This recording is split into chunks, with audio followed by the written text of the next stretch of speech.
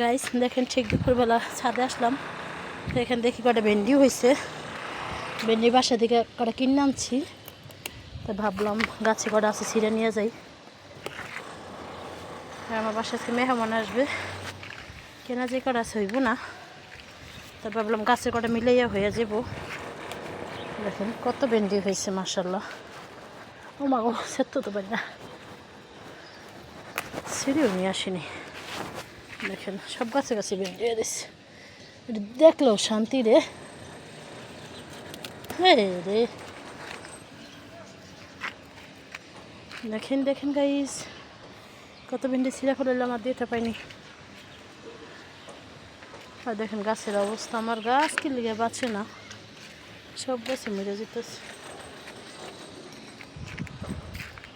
যাই হোক, বিকালে ছাদে আবার আসতে হবে। ধনিয়া পাতা দেখেন, দেশি ধনিয়া পাতা, পুদিনা পাতা, সরিষার শাক, ধনিয়া পাতা, টমেটো চারা, লাল শাক লাগাইছিলাম।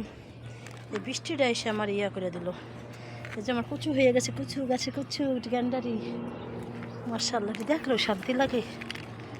যে ভেন্ডি, এই যে একটা ছোটো নিয়ে যায়, এটা কালকে আবার বাতি হয়ে যাবে।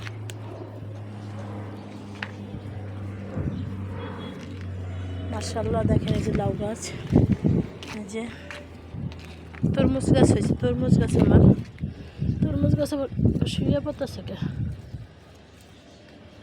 তরমুজ গাছ। এই যে করলা গাছ, করলা গাছ আজকে দিয়ে দিতে হবে। শসা গাছটা আমার মরেই গেল রে, শসা, আরে শসা গাছটা মরেই গেল। শসা আমার গাছের কপালে ভাগ্যে গাছ নেই মনে হয়, এবার কোনো গাছই হইতেছে না সুন্দর করে। মিষ্টি কুমড়া গাছটা হয়েছে মোটামুটি।